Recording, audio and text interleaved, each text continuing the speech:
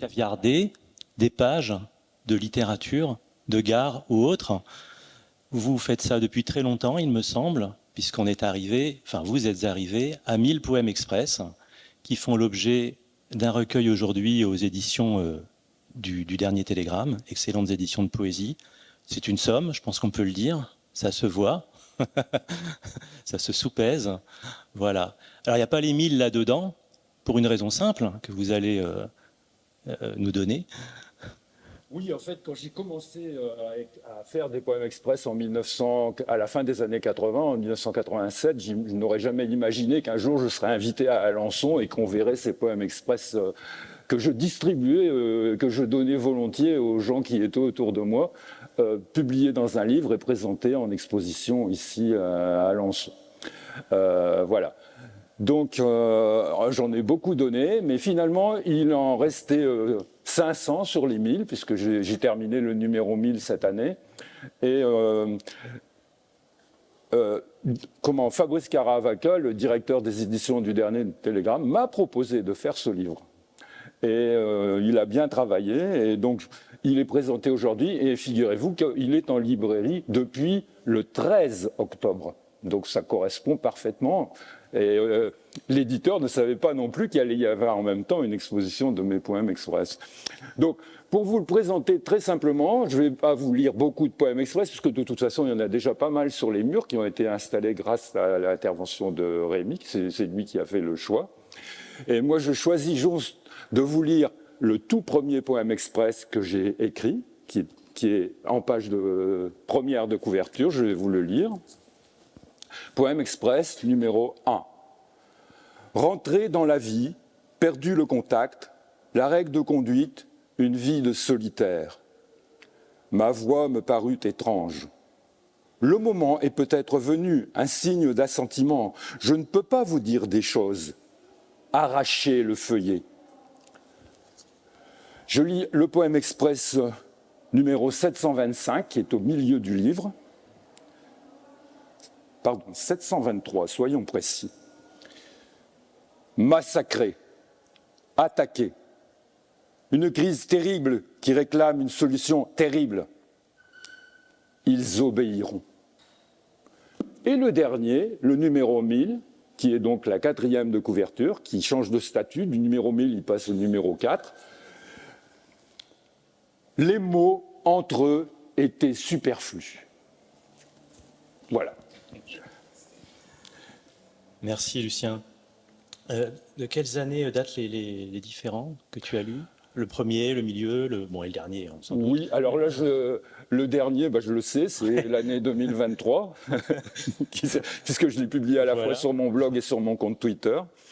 Et le tout premier, c'était en 1987. Et celui du milieu, je suis incapable de vous dire en quelle année il a été écrit. Entre les deux. Entre les deux, voilà. Ok. Et alors, comment tu as commencé? Enfin, qu'est-ce qui t'a donné l'idée? On se doute que ça vient du cut-up de Burroughs. On pense évidemment au collage dadaïste, au cadavreski surréaliste. Oui, c'est ça, en fait, l'ancêtre du... Au ready-made de Duchamp. Oui, c'est ça, oui. Il y a à la fois le ready-made, puisqu'on part d'une page qui existe déjà, mais on la modifie en supprimant des mots, et on peut, de cette façon, assez facilement, ne pas subir le supplice de la page blanche, puisqu'on part d'un texte qui existe déjà, et donc ça libère beaucoup déjà. Par exemple, j'ai beaucoup fait pratiquer le poème express en atelier d'écriture, et les gens étaient toujours très contents de voir qu'à partir d'une page comme ça, on pouvait créer quelque chose de nouveau. Voilà, donc c'est pas... c'est plus c'est une forme de jeu aussi. Hein, J-E-U, oui, bien sûr. Oui, voilà, j'allais le dire. Et, bon, oui, on imagine que c'est une façon assez facile d'entrer dans l'écriture, ou du moins pas trop impressionnante pour des stagiaires d'atelier.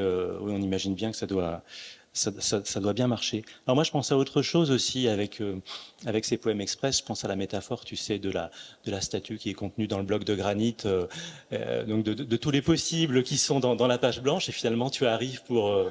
Oui, c'est ça. Voilà. En fait, il faut avoir un bon marqueur, et il faut pas hésiter à barrer, et on en barre beaucoup, et après on relit, et on en enlève encore un petit peu. Voilà. Et donc l'ancien instituteur que tu es a caviardé des livres sans scrupule. Oui, bien sûr, oui, parce que c'est des livres qui avaient été abandonnés, que j'ai trouvés dans un carton, dans un coin à Emmaüs, à Bruay. Vous voyez, je les ai sauvés, quoi. Oui, tu les as en effet, tu leur as donné une seconde vie. Bon, alors tu as créé beaucoup d'objets poétiques plus ou moins identifiables. On va pas s'étendre énormément, mais il me semble qu'il y a des poèmes en sachet, il y a des choses comme ça, des performeurs, voilà. Donc les limites de la poésie n'est pas que verbale, évidemment, mais avec toi, évidemment, l'aspect graphique est au premier plan. Dans ton œuvre, il y a des calligrammes, il y a des différents jeux graphiques, et tu me vois venir, il y a aussi une invention qui est celle des poèmes arithmogrammatiques et arithmonymes. Alors, petite définition, ou tu veux t'en charger? Les poèmes arithmogrammatiques, ça veut dire arithmogrammatique, ça veut dire compter les signes, si vous voulez. C'est que je me suis mis un jour à compter les signes typographiques au lieu de compter les syllabes. Pour un alexandrin, il y a 12 syllabes, tandis que moi, j'écrivais des poèmes avec des signes, ce qui me permettait, en tapant à la machine, en utilisant donc une police à espacement fixe, de faire des colonnes, ou bien en augmentant le nombre de signes, de faire des triangles ou des poèmes en forme de sablier, vous voyez, donc toutes ces choses-là. Et c'est comme ça qu'est né ce qu'on a appelé le vers justifié ou le vers arithmogrammatique. Le vers arithmonique, c'est autre chose, c'est beaucoup plus facile, parce que là, on compte simplement le nombre de mots, vous voyez. Donc j'écris des poèmes de 12 mots ou des poèmes de 23 mots, etc. Et je les publie soit sur mon blog, soit sur Twitter. Et ici, Oui. Ben, je voulais simplement dire qu'il y avait quand même la dimension de jeu toujours là-dedans. Ah oui, bien sûr. Et puis finalement, ce qu'on pourrait opposer au jeu, une dimension de comptabilité qui paraît un petit peu, surprenante au premier abord, mais qui est ludique aussi finalement. Oui, voilà. Et comme tu l'as dit, j'ai remarqué qu'il a commencé en me voyant, mais maintenant il me tutoie. Donc je vais me tutoyer. Je savais bien que je n'y arriverais pas sur toute la durée. Alors donc, en fait, le côté calligramme, vous voyez, bon, peut-être de loin, on ne voit pas très bien, mais si vous voulez, je vais vous lire ce poème. C'est un poème que j'ai écrit. Voilà, dans le Pas-de-Calais où j'habite, il y a des personnages très importants, surtout des anciens mineurs, des anciens ouvriers, qui sont des artistes qu'on appelle bruts, de l'art brut. Et notamment, le plus célèbre d'entre eux, qui habitait à une quinzaine de kilomètres de chez moi, c'est Augustin Lesage, qui se trouve, vraiment ses tableaux maintenant, c'était un ouvrier mineur qui a entendu une voix un jour qui lui a dit « tu seras peintre ». Et effectivement, il est devenu peintre, il ne savait pas du tout ce que c'était la peinture, il n'avait pas étudié, il est allé à Lille acheter un rouleau de 3 mètres de long qu'il a ramené par le train avec un de ses copains. Les gens, quand ils l'ont vu arriver dans le coron, ils se sont moqués de lui, et il a accroché ça dans sa cuisine et il a commencé à peindre en haut à gauche, et puis il a rempli tout le tableau, et ce tableau, c'est son premier tableau, et à partir de là, il a décrit toute une œuvre, et ce tableau il figure au musée d'art brut de Lausanne, et les œuvres d'Augustin Lesage qui vendaient au prix du salaire horaire du mineur sont maintenant atteintes des prix extraordinaires sur le marché de l'art, quoi. Et donc moi j'ai écrit des poèmes en hommage à Augustin Lesage, et il disait qu'il était inspiré par un prêtre égyptien de l'époque ancienne, de l'Égypte ancienne, voilà. Donc il était très marqué par tout cela. Et donc je vais me lever pour le lire. Le premier du canton décore ses roues de vélo avec les fleurs des Troènes. La roue libre grésille dans la voie descendante. Nous renfonte l'hilaire Béthune. Une céreuse couronne de croûte encercle ma rotule. Le guéritou a ramolli le maculage à l'eau bouillie. Ça coule et c'est bleu. Ça coule et c'est bleu. Ça coule et c'est bleu. La dalle du cimetière se fend dans l'affaissement, dévalant la vallée noire, délavant la reine minière, le carreau des reines, la vallée des rois, à pleine bouche avalant la cendre, la poussière, les poumons tapissés de poudre râpée, bouche avalant la poudre, les poumons, la poussière tapissée de cendre râpée. Poudre avalant la bouche, la poussière, les poumons tapissés de cendres râpées. Bouche avalant la cendre, les poussières des tapis en poudre dans le poumon. Sac d'os, alphos, sa bosse, sa foche. Alphos, sac d'os, sa foche, sa bosse. Je me défausse l'os, je désosse la veine. C'est le manion à pic, la manille à cœur, le valet dans le fond, dans le trou. Silicose, sa foche, les sous, la bourse, le sang, la mélasse, le grisou pour les sous, éclat dessous. Je suis le fou, fou, au bord du trou du temps, frère du gaz.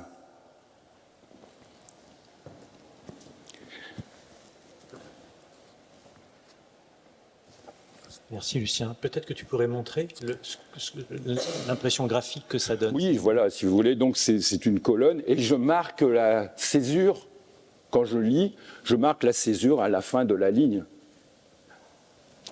Donc jeu graphique, jeu de sonorité, énormément, l'un l'autre se répondent. Hein. Alors, je peux vous lire d'autres poèmes en vers justifiés, par exemple ceux que j'ai consacrés à mon jardin potager, qui sont très différents de cette histoire de mineur. Quotidiennement, longuement, souvent, le jardinier a pissé sur le compost. Pipi, catalyseur des transformations, herbes pourries, bractées d'artichauts, cosses de petits pois, coquilles d'œufs, marcs de café, épluchures de pommes de terre, demi-pamplemousses évidées, écorce des avocats, crottes de chien, coquilles de moules, feuilles de betterave, salade montée en graines. L'hiver se termine. Le jardinier répand son fumier fumant sur le terrain nu, sur la terre froide. Les grosses bottes de caoutchouc vert écrasent l'amalgame poisseux. Il bêche, il enterre les vieilles échalotes, les tontes de gazon, les oignons confourés, les géraniums gelés, les tiges séchées des haricots, les feuilles tombées, les vers de carottes, les noyaux d'olive, les fleurs fanées, les pommes de terre fripées, sa salive, sa sueur. Il nourrit la terre, il détermine la résurrection, il lutte contre l'entropie, il enfouit. Je vais vous en lire un deuxième.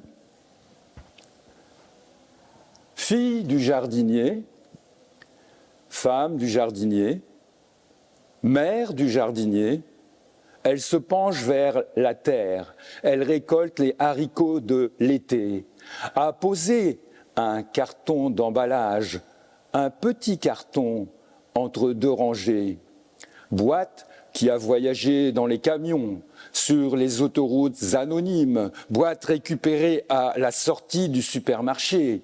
Les haricots, humides de rosée, mouillent le fond du carton, s'entassent petit à petit avec un doux bruit de chute.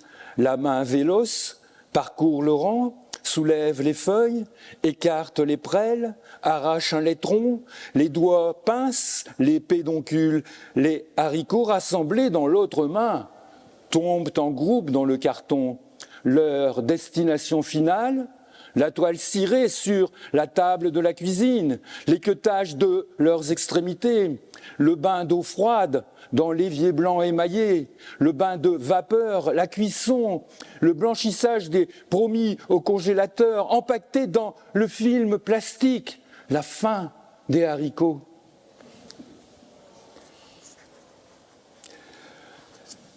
Alors, le jardin qui est un thème très important dans ton œuvre, récurrent on peut le dire, oui, et dans ta sûr. vie j'imagine, hein. Et puis l'importance aussi de ta région, le Pas-de-Calais, le Nord, enfin les Flandres artésiennes. Oui, le Flandre, l'Artois, oui. Où tu as toujours vécu, oui. et quelque chose qui irrigue ton œuvre constamment.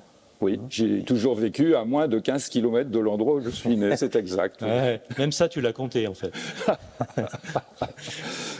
Alors, justement, bon, alors ces contraintes que tu as investies dans ta poésie, tu as fait des tas de choses nouvelles. D'ailleurs, on pourra encore tout à l'heure interroger leur statut. Tu as aussi utilisé, enfin, quand tu as vu que le Twitter existait, évidemment 140 signes maximum, ça a dû te faire tilt, quoi, puisque ils t'ont volé le concept un petit peu.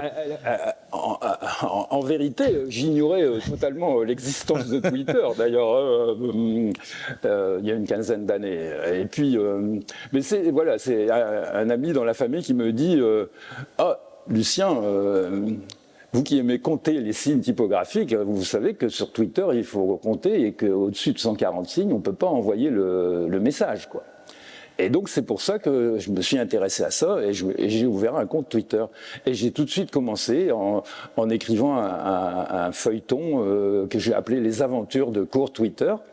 Et j'en faisais 2 de 140 signes chaque jour. Et puis à la fin de la semaine, je les rassemblais. C'était une histoire un peu abracadabrante, bon, qui a été publiée ensuite dans un livre qui s'appelle Arithmomania. Mais je ne vais pas vous en lire des extraits.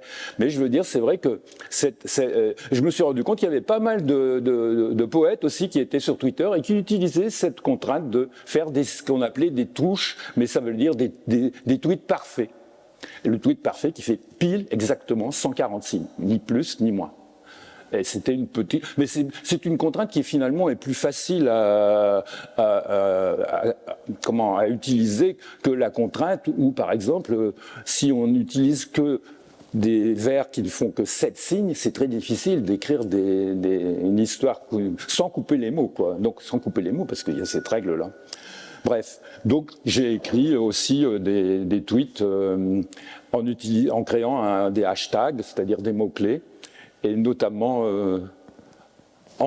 j'étais en résidence en Ardèche dans un petit village et je devais écrire sur le thème de l'eau, et donc tous les jours j'écrivais un tweet de 140 signes en utilisant le hashtag H2O.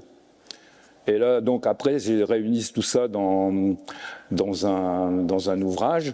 Et c'est dans celui-ci, c'est une anthologie de ma poésie qui est parue à la Table Ronde, qui s'intitule Je suis debout. Oui. Plusieurs ouvrages aux éditions de la Table Ronde. Oui, voilà, il y a 2 volumes d'anthologie. Le dernier télégramme. D'accord. Oui, c'est ça, oui. Oui, comme éditeur, mes éditeurs principaux ont été la Table Ronde et par la suite Gallimard pour ceux qui étaient sortis en folio. Et puis surtout les éditions du dernier télégramme qui sont installées à Limoges et qui publient ma poésie. Donc je vais vous lire, on va dire, 7-8 tweets, peut-être une petite dizaine, quoi. H2O. Dans l'océan Pacifique existe un lieu miraculeux. La densité en déchets y est si généreuse qu'on peut littéralement marcher sur l'eau. H2O. Mon grand-père disait que l'eau est plus forte que le vin, le rhum ou le pernod, parce qu'elle peut porter bateau, cargo et paquebot. H2O. Dans les pays avancés, on peut laver son auto, remplir sa piscine, arroser sa pelouse et tirer la chasse en utilisant de l'eau potable. H2O. L'eau des océans et l'eau des rivières sont des produits naturels servant au refroidissement des réacteurs dans une centrale nucléaire. H2O. Une irisation a lieu quand l'eau des nuages traverse la traînée de kérosène brûlé laissée par un Airbus. Ce prodige est un arc-en-ciel. H2O. Fin des années 50, des centaines de terrassiers venus du Maghreb ont creusé les tranchées pour l'installation de l'eau courante. H2O. Après assainissement, les fluides déversés dans les égouts reviennent dans le circuit normal. C'est ce qu'on appelle le cycle de l'eau. H2O. L'eau chante dans le verre, la houle, le tuyau, la pluie, le lavabo, le torrent, la cascade, la gouttière, la casserole, la bouilloire. H2O. À l'extérieur, la pluie ruisselle, hachurant la vitre. À l'intérieur, l'enfant écrit du doigt dans la vapeur d'eau une poésie éphémère. Merci Lucien. Donc un autre genre de poème express en quelque sorte, le tweet. Oui.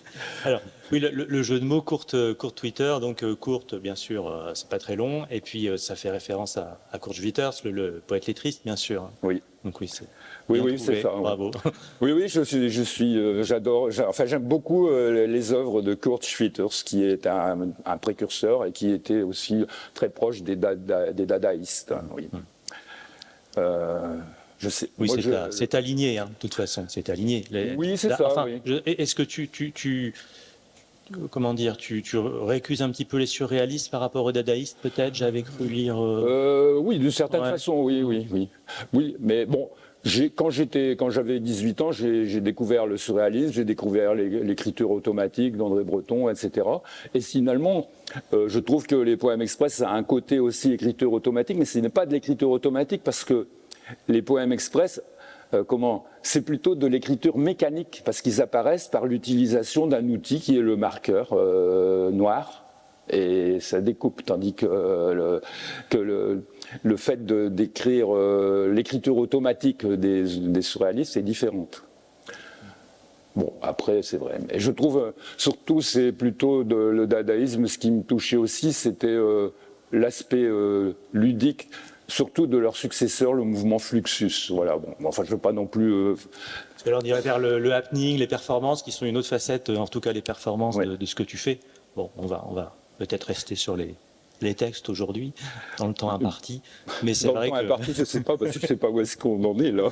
Bah, à peu près à la moitié, je pense. Hein. Bon. Ok. Est-ce que tu voulais lire quelque Ah chose bah, à d'autre ce moment-là, au niveau des... je peux aussi lire justement ce volume édité aux éditions sur justement toute la couverture, c'est une constellation des nombres que j'utilise le plus souvent, si vous voulez. Le nombre que j'utilise le plus souvent, c'est le nombre 23. C'est pour ça que je suis très content d'être en 2023 cette année. Et donc là, en fait, j'ai écrit les nombres aussi, premiers, non? Oui, c'est ça, c'est dans les nombres premiers. En fait, j'ai écrit donc celui-ci avec le hashtag forêt. C'était une commande. J'écris aussi beaucoup sur commande. Hein, on me propose d'écrire pour participer à des revues, etc. Donc, et là, j'ai écrit une dizaine de tweets. Non, ce ne sont pas des tweets là parce que je comptais le nombre de mots. Parce que j'en ai parlé. J'ai dit que j'ai compté aussi dans le poème arithmonyme. Donc forêt. Et j'ai écrit une dizaine de textes courts. Je ne vais pas dire le hashtag forêt, puisque le mot apparaît dans le texte. Veillante et méditante au sommet de Desolation Peak, Jack Kerouac, en 1956, dans la forêt nationale de Mount Baker, État de Washington. Voyage au bout de la forêt, du jardin d'Éden aux cadavres rouges de Pripyat, des bûcherons de Gastine, aux cendres de Pedro Gao Grande. Les derniers hommes aménagent la forêt. L'administration détermine la taille et le nombre des tables de pique-nique en bois exotique. Après le retour réussi de l'ours et du loup dans la forêt domaniale, des écologistes urbanisés exigent la réintroduction de l'Indien. Natalie Wood, James Woods et Frank Underwood sont des stars d'Hollywood. En France, nous avons Marie Laforêt et Maxime Le Forestier. Lewis et Clark ouvrent la voie au cheval de fer, aux autoroutes. De l'Orée à l'Arrêt, la forêt n'est plus vierge, la forêt n'est plus. Sur les bords de la Volga, dans les clairières sacrées, le peuple mari célèbre le culte animiste des arbres, divinité bienfaisante. Derzu Uzala n'est plus là, il a quitté la taïga, il n'est pas dans la toundra, il est peut-être au Valhalla, voire même au Nirvana. Dans la lumière solaire ou dans le brouillard humide, même sous l'averse de neige, comme il est bon de serrer un arbre dans ses bras. Merci. Toujours la dimension de jeu, hein, les jeux de mots, les jeux avec les mots, toujours Omniprésente. Alors, je me permets une mini parenthèse sur Kerouac, Oui, que tu as traduit. oui, c'est vrai. Si tu veux juste en dire deux mots. Ben justement, à la table ronde, pendant que j'étais en train d'écrire mon deuxième roman, La patience de Morissette, j'ai reçu une commande de la table ronde qui venait d'acheter les droits d'un livre inédit de Jack Kerouac. C'est le livre des esquisses, Book of Sketches, que c'était les notes que prenait Kerouac et qu'il écrivait dans son petit carnet qu'il avait dans la poche de poitrine de sa chemise quand il travaillait au chemin de fer avec Neil Cassady. Et ces poèmes, ces textes avaient été préparés par Kerouac avant sa mort, bien sûr, où il voulait en faire un livre. Et Alice Déon, la directrice de la table ronde, avait acheté les droits à la foire de Francfort. Et en fait, quand j'avais envoyé mon manuscrit à la table ronde, Mort d'un jardinier, il ne savait pas du tout, je l'ai envoyé par la poste, il ne connaissait pas du tout, il ne savait pas que j'étais un fan de la Beat Generation, que j'écrivais de la poésie et que je traduisais de l'anglais aussi. Et donc, c'est à ce moment-là qu'ils m'ont proposé de faire cette traduction, qui a duré assez longtemps, parce que Gallimard, la table ronde appartient au groupe Gallimard, et Gallimard voulait ressortir à la même époque le rouleau original de Sur la route de Kerouac. Et donc, la table ronde a dû attendre, et les deux livres sont sortis le même jour. Et voilà, donc ma traduction, le livre des esquisses, c'était il y a quelques années, et le livre des esquisses que j'ai traduit de Jack Kerouac vient de ressortir. Il est ressorti cette année en collection de poche, dans la collection La Petite Vermillon, et il a eu, à la limite, je pourrais dire qu'il a eu plus de succès que quand il est paru en même temps que le rouleau original de Kerouac. Et il y a eu des articles dans la presse beaucoup plus intéressants. Voilà. En fait, oui, je suis un fan, je possède les œuvres complètes de Jack Kerouac, sa correspondance, etc., ses journaux, voilà. La Beat Generation, c'est ce qui t'a nourri, ou c'est un peu ce qui a Oui. l'inauguration de tout pour toi, enfin Oui, en poésie. en fait, la poésie, j'ai découvert ça quand j'avais 18 ans avec les poètes surréalistes, mais plus tard, après, il y a eu autre chose. Il y a eu, surtout, étant donné ma génération, il y a eu la naissance du rock'n'roll, l'apparition des Beatles, des Rolling Stones, et pour ma part aussi celle de Bob Dylan. Et c'est surtout à partir de là que j'ai recommencé à reprendre l'anglais, à relire, et puis c'est pour ça à commencer à traduire des textes aussi, parce que je voulais absolument comprendre les paroles de ces chanteurs, quoi, voilà. Et puis ensuite, après, la découverte de la Beat Generation, dans le numéro 2 du magazine littéraire, c'était en 1966, avec la photo en couverture d'Allen Ginsberg, etc. Et puis et à l'intérieur, les photos de Burroughs, de Kerouac. Et donc, je n'ai eu de cesse. Là, je n'avais pas l'argent et les moyens d'acheter les livres à cette époque-là, mais à la longue, voilà. Après, ma situation financière s'est améliorée quand je commençais à travailler, bien sûr. Et donc voilà, ouais. Et depuis, je suis toujours fan de Kerouac, oui, c'est sûr. Oui.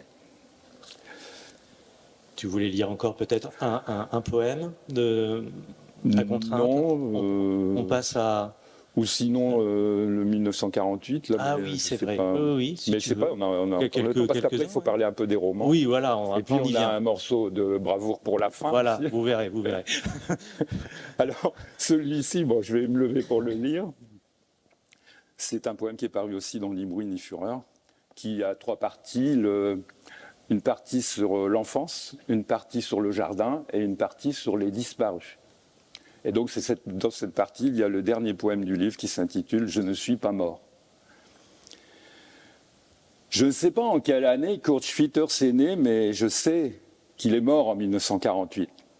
Je suis né en 1948, mais je ne pense pas être la réincarnation de Kurt Schwitters, même si, comme lui, je ramasse des bouts de ficelle, des clous et des morceaux de carton imprimés. William Gibson, Dan Simmons, Henning Mankell et James Ellroy sont nés en 1948. J'ai lu presque tous leurs livres. Jimmy Cliff est né en 1948. À une époque, je connaissais par cœur les paroles de sa chanson reggae « Under the sun, moon and stars ». Je ne sais pas en quelle année le Mahatma Gandhi est né, mais je sais qu'il a été assassiné en 1948. Je suis né en 1948, mais je ne pense pas être la réincarnation du Mahatma Gandhi, même si j'ai lu à 20 ans avec beaucoup d'émotion le pèlerinage aux sources de son disciple Lanza del Vasto. Robert Plant et John Bonham sont nés en 1948. J'ai écouté plusieurs dizaines de fois l'album Led Zeppelin 2. Ian Pace est né en 1948. J'ai assisté, ébahi, abasourdi, au premier concert de Deep Purple en France. Je ne sais pas en quelle année Sergei Eisenstein est né, mais je sais qu'il est mort en 1948. J'étais dans la poussette en 1948, mais je n'ai pas descendu les escaliers d'Odessa avec Sergei Eisenstein. Hubert Félix Thieffen est né en 1948. J'ai eu la chair de poule en découvrant Alligator 427. Cat Stevens est né en 1948. Je fredonne encore parfois My Lady d'Arbantville. Brian Eno est né en 1948. J'ai perdu mes cheveux en même temps que lui. Je ne sais plus en quelle année Georges Bernanos est né, mais je sais qu'il est mort en 1948. Je suis né en 1948, mais je suis un homme de trop peu de foi pour être la réincarnation de Georges Bernanos. Même si, comme lui, je souhaite retrouver au jour de ma mort l'enfant que je fus. Merci Lucien. Donc, beaucoup de références à la musique, au rock, qui sont très importants pour toi. Je ferai peut-être 2 mots à la fin, avant le morceau de bravoure.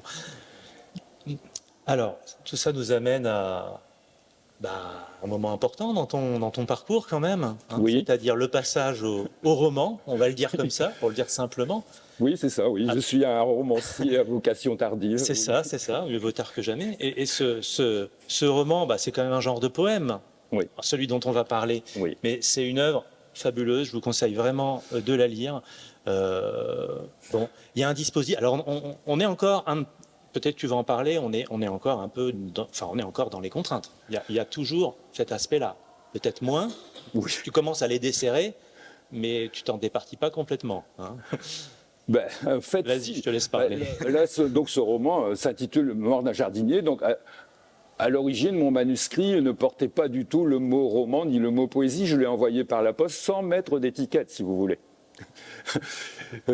Pour qu'il ait plus de chances d'être lu, parce que quand vous envoyez par poésie, ça... Non. Non, mais c'est vrai. Et donc, mais je me disais que ce texte que j'avais écrit en résidence à la villa Yourcenar, sur le Mont Noir, près de la frontière belge en France, que j'ai écrit, voilà. En fait, non, parce que je l'ai écrit, il n'y avait pas vraiment de contraintes, si vous voulez, parce que quand je l'ai écrit, d'abord, il n'y avait pas du tout de ponctuation. C'était un G, comment ? Mon modèle, c'était ce qu'on a en anglais, c'est stream of consciousness, un flot de conscience, quoi. Hein, ce jardinier qu'on suit pendant les 7 premiers chapitres, son travail, une description précise de son travail dans le jardin. Il fait un malaise cardiaque et à partir de là, au 8e chapitre, et jusqu'à la fin du livre, il y a sa vie qui défile, quoi. Voilà, c'était ça. Donc c'était pas vraiment une contrainte, quoi. En fait, l'histoire est très simple. Hein. C'est Mort d'un jardinier, en fait c'est ça, c'est un jardinier et à la fin il meurt, quoi. Et c'est pour ça que sur certains sites de vente par correspondance, c'est écrit thriller. Pas mal, quoi. Pas mal, en effet. Alors bon, je vais pas... Voilà. Et donc j'étais très content, donc il est sorti à la table ronde, hein, et ensuite il a tellement bien marché qu'il est sorti ensuite en poche, en folio, voilà. Et c'est pareil, c'est quelque chose, je n'imagine pas que ça m'arriverait un jour, ce genre de choses, quoi. Et, voilà, et donc j'avais tout juste 60 ans. Voilà. Tu vas nous lire le début. Bon, je vais juste lire le début du livre, où donc voilà. Et tout le livre est écrit à la 2e personne du singulier. Et pour tout dire, enfin, en tout cas avec ponctuation, puisque la version est comme ça, oui. Le point est à la fin de chaque chapitre. Voilà, sauf une exception, enfin, bon. Voilà, donc la lecture est assez haletante, si vous voulez. Voilà, en fait, normalement, on commence et on ne peut pas s'arrêter. Mais j'ai créé quand même une ponctuation parce que c'est pareil, là, si vous envoyez un texte à un éditeur où il n'y a aucune ponctuation, il ne va même pas le lire, c'est pas la peine. Voilà. Tu sors de la maison sur la terrasse pavée, tu montes. L'allée serpente entre les plantes vivaces exposées au sud. Tu te baisses un peu, tête penchée pour passer sous la vigne qui traverse le chemin en hauteur et s'enfile ensuite sous la gouttière en PVC, le long du toit de tuiles flamandes rouges. Ton regard, au niveau du toit, effleure la mousse amalgamée en boules vert foncé, collée sur quelques tuiles, la base de la cheminée recouverte de taches de lichen. Tu sens l'air matinal, vent d'ouest froid qui rougit les oreilles et les brûle. Tu descends un peu plus ton bonnet pour bien les recouvrir. Tu te racles la gorge, expulses un crachat qui disparaît entre les feuilles des pulmonaires. Tu passes près du pommier du Japon. Une branche mal taillée t'accroche le bras, se fige dans la laine de ton vieux pull rouge à col roulé. Tout à l'heure, tu prendras ton sécateur pour tailler dans le vif. Tu te bats continuellement contre la nature. Tu te bats depuis très longtemps. Tu ne sais pas quand la guerre s'arrêtera. Tu y penses la nuit à cause du petit coup d'épingle derrière ton front, celui qui t'a réveillé. Tu n'as même pas ouvert les yeux. Tu savais qu'il faisait encore nuit. Inutile d'ouvrir les yeux dans le noir. Tu regardes à l'intérieur de ta tête. C'est une douleur vive ultra courte. Un coup de pic d'une nanoseconde qui suffit à te rappeler deux amis, à voir leur visage aux traits tirés. Francis, le peintre, Christophe, le poète, ils ne visiteront plus ton jardin. Un soir de printemps, Christophe fumait, assis dans le jardin, tête levée vers le gros cerisier en fleurs, il t'a dit que toutes ces grosses boules blanches qui se détachaient sur le fond de la nuit étaient des feuilles de papier roulées en boule, les poèmes ratés que tu avais jetés dans la corbeille à papier. Tu ne savais pas que ta corbeille à papier était le ciel d'ici. Il te reste aussi dans l'oreille l'horrible râle de Francis.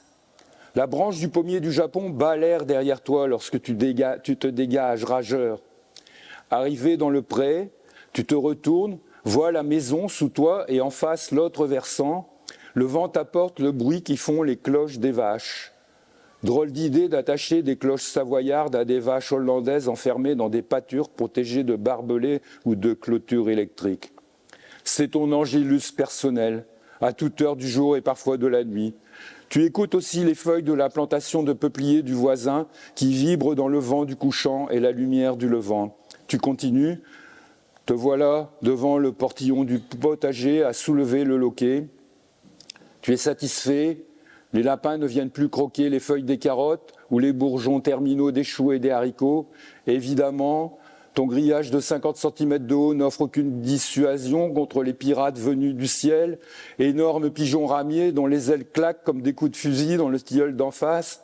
Ils t'ont entendu arriver, connaissent tes habitudes, ton tour quotidien matinal du jardin. Tu avances le long de la cabane à outils dans l'allée recouverte d'herbes mouillées, graminées, mercuriales, mouillant le bas de ton pantalon, déjà boueux. Tu avances jusqu'au tas de fumier compost à tout faire. Tu te soulages en arrosant la dernière livraison de marc de café, coquilles d'œufs, épluchures de pommes de terre. Je vais m'arrêter là, parce que vous avez vu qu'on retrouve certaines choses dans d'autres poèmes. J'aime bien faire ça. Merci, Lucien. Avant d'en reparler, juste une toute petite parenthèse. Christophe, là-dedans, c'est Christophe Tarkos. Oui. Un grand poète, très grand poète contemporain, mort précocement. Oui, il est mort 2000, je ne sais plus l'année exacte, mais ouais. Bon, il très est grand poète que tu as connu. Oui, bien sûr, c'était un ami avec qui je correspondais. Je correspondais par courrier. C'était à l'époque, c'était juste avant qu'Internet se mette à exister à fond, quoi. Et oui, voilà. Oui, c'est ça. Comment dire ça c'est quand même un texte. Les suivants, pas seulement, mais aussi, c'est un texte sur l'angoisse, de la finitude, quoi. Donc c'est voilà, il y a quand même bon ça qui plane tout le temps et bon c'est un texte vraiment superbe, très très profond, très beau. Je vous conseille vraiment, enfin tous d'ailleurs, mais celui-ci en particulier, je vous conseille vraiment de le découvrir. Alors je voudrais savoir comment tu en es venu, enfin, qu'est-ce qui a fait que soudainement, enfin je ne sais pas d'ailleurs si c'est soudainement, tu sois passé un format aussi long qui puisse ressemblait à un roman ou être appelé tel, bien que bon, on est quand même sur quelque chose qui est encore de l'ordre du poème. Mais il y a quand même un moment de bascule. Enfin, c'est quand même une charnière, ce livre-là. Oui, ben en fait, j'avais l'idée depuis très longtemps, si vous voulez, parce qu'un jour j'avais répondu à une question que posait un ami poète. Ça se faisait du temps des surréalistes aussi, ça. Les surréalistes faisaient des enquêtes. Ils posaient une question par rapport, pour vous, qu'est-ce que c'est la poésie ou des choses comme ça, quoi. Et là, j'avais reçu une question d'un autre Christophe Péchanès, qui posait la question à des amis poètes en leur demandant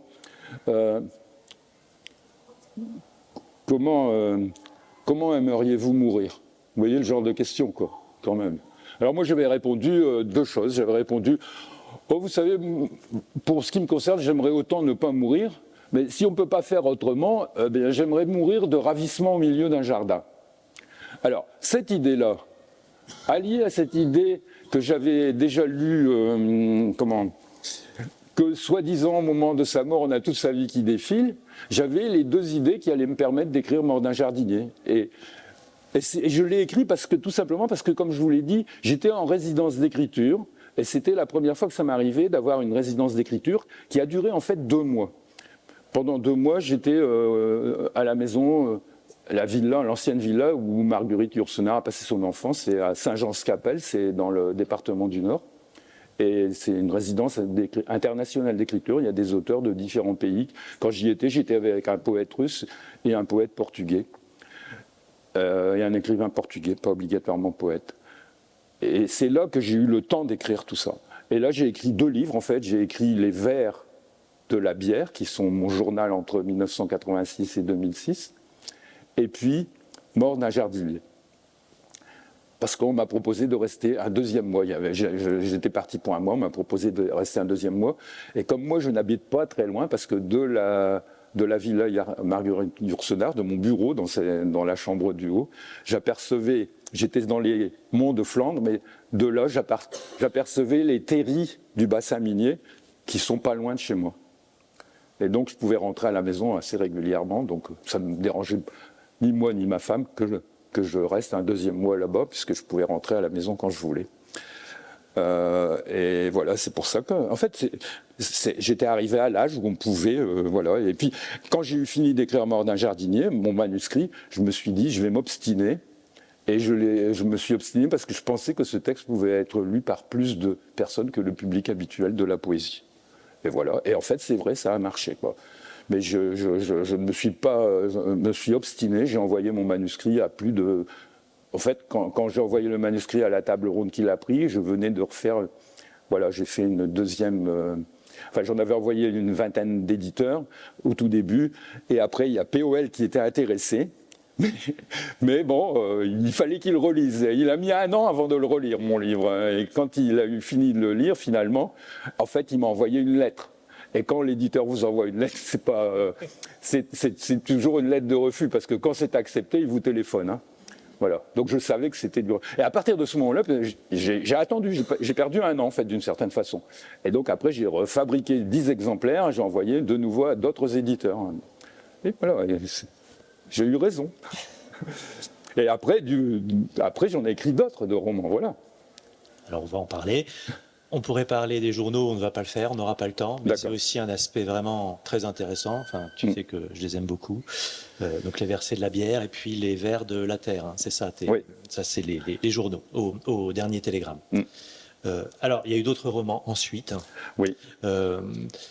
Alors, il n'y a plus de contraintes, plus de dispositifs, ou quasiment plus, dans les suivants. Non, en fait, oui. Toi, tu n'en as plus besoin. Non, mais en fait, pour moi, au départ, après le tout premier roman, j'avais inventé une nouvelle forme pour ma poésie. C'était la forme du roman, voilà. C'est ça. Alors, on va quand même citer les titres. Alors, après, il y a La Patience de Morisset, Blanche Étincelle, ça c'est chez La Table Ronde. Ensuite, Angèle, le syndrome de la Wassingue, chez Court Toujours. Comment ça s'appelle ? Court Toujours, les éditions Court Toujours.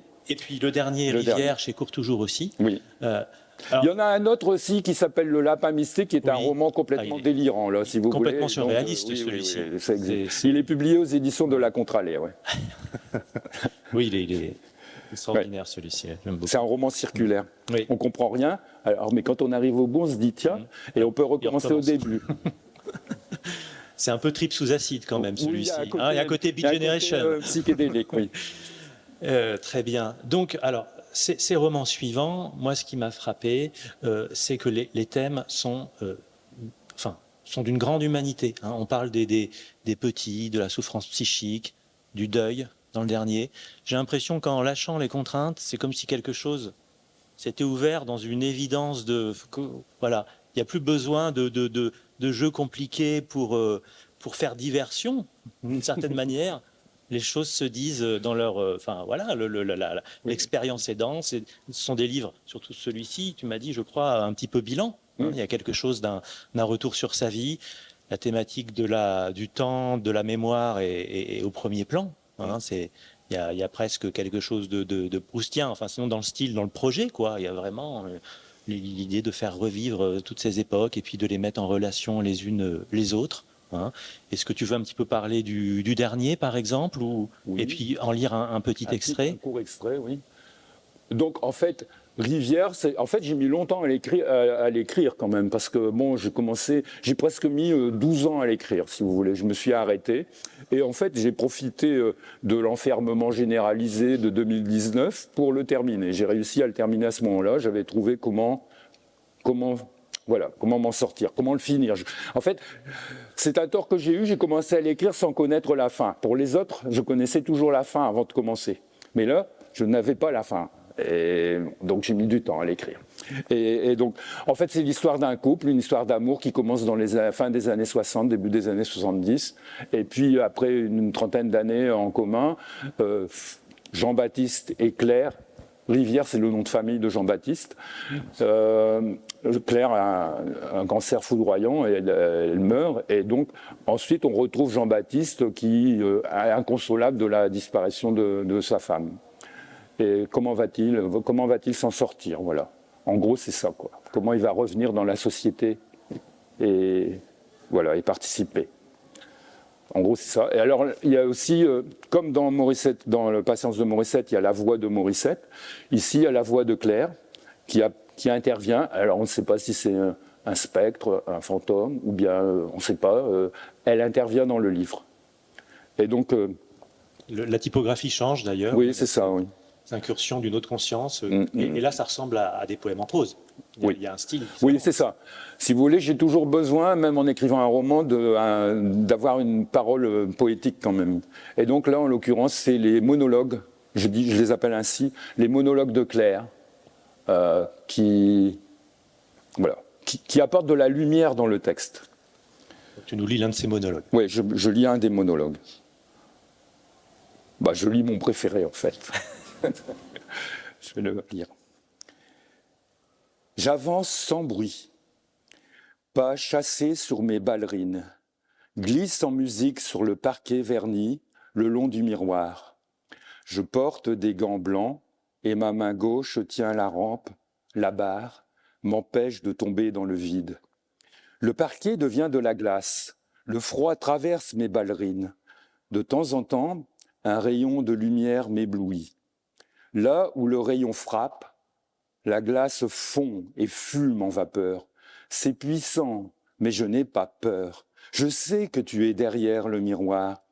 Tu me vois danser, mais tu n'entends pas la musique. C'est la musique de l'amour suprême, un air de louange surnaturelle. Nous aussi, Jean-Baptiste, nous avons connu l'élégance et l'exaltation. C'est la vérité. Nous sommes sur le même chemin, à la rencontre de l'amour suprême. Je suis ta femme, et c'est une voix d'homme qui chante, qui répète. Cette voix accompagne la musique de louange, une musique de saxophone, une musique de piano, un rythme de contrebasse, un rythme de percussion, comme un mantra, comme un refrain, comme une litanie.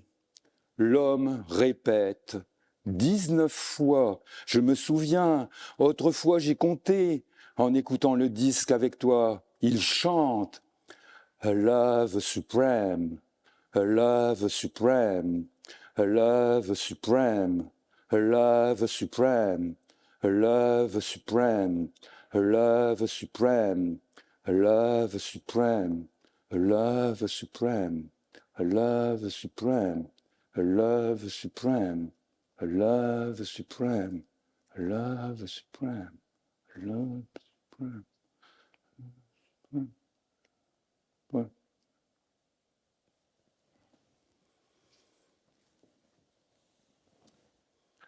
Merci Lucien. Je suis en train de me dire que ça peut faire une bonne transition de passer de Coltrane, non pas au jazz, mais au rock. Oui. Terminé, qu'est-ce que tu en penses? Oui, bien sûr. Oui.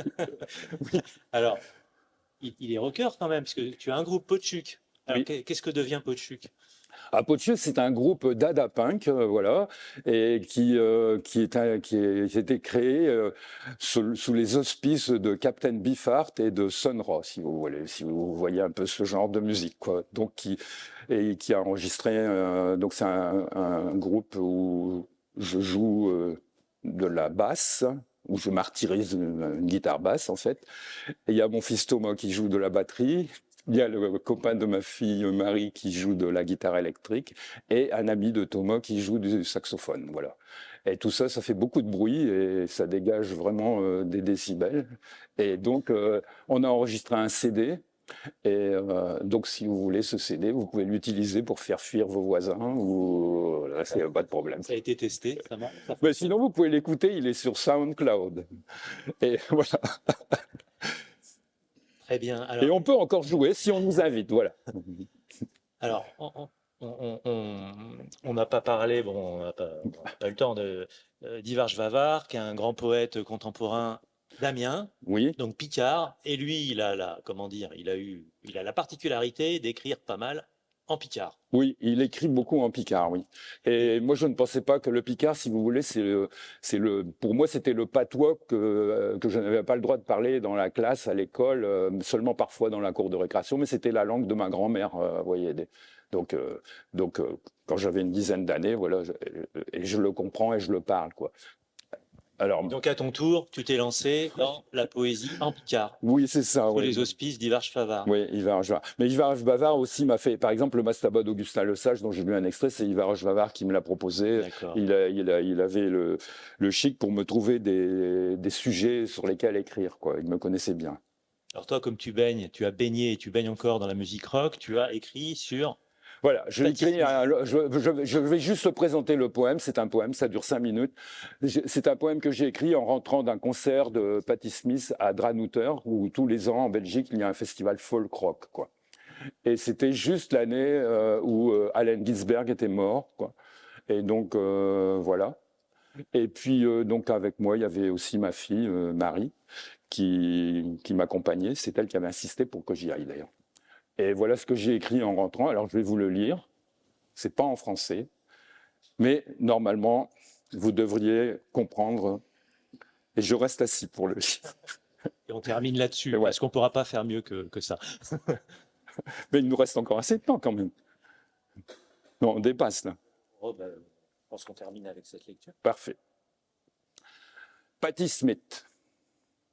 Au mois d'août, j'ai été à Dranouter, en Belgique, Push Festival Folk.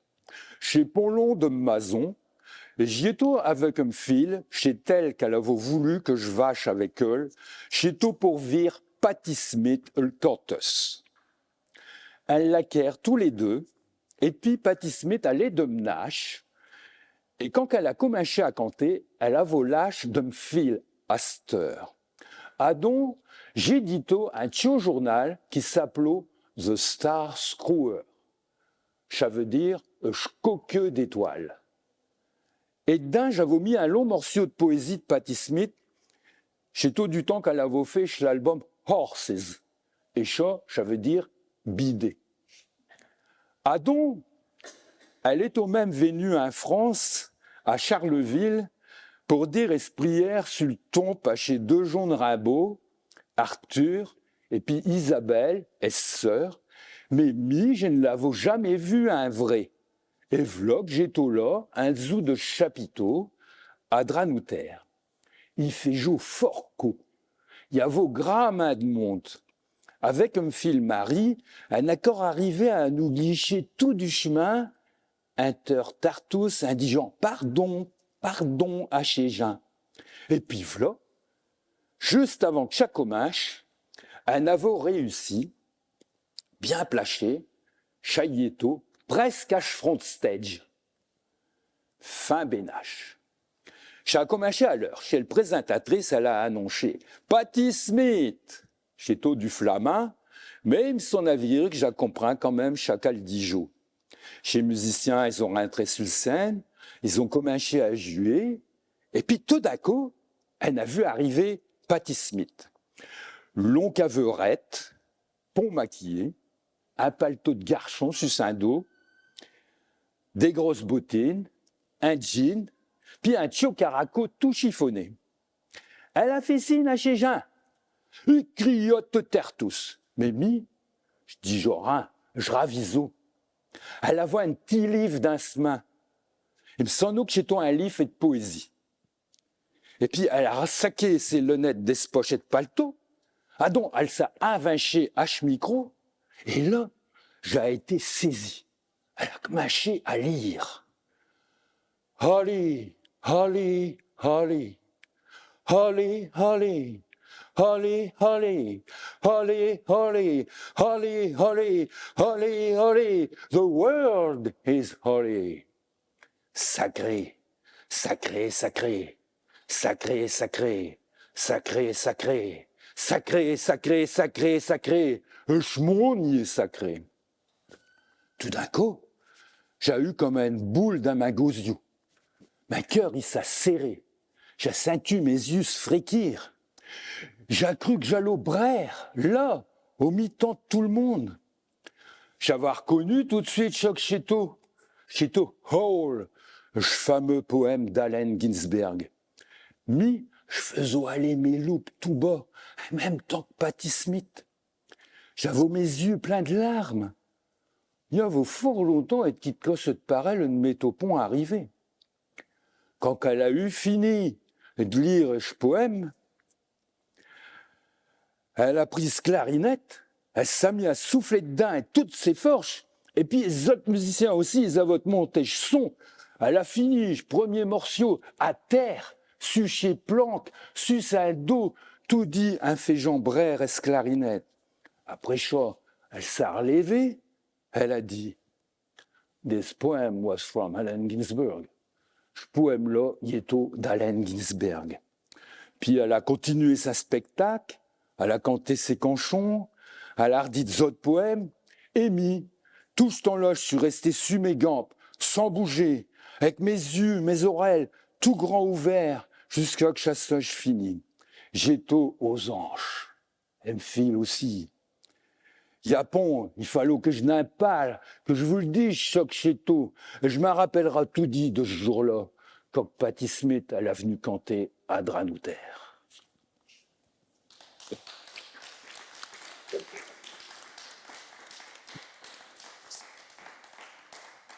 Merci. Merci Lucien, merci à vous. Je pense qu'on s'arrête là. D'accord. Allez lire Lucien Suel. Merci. Merci beaucoup.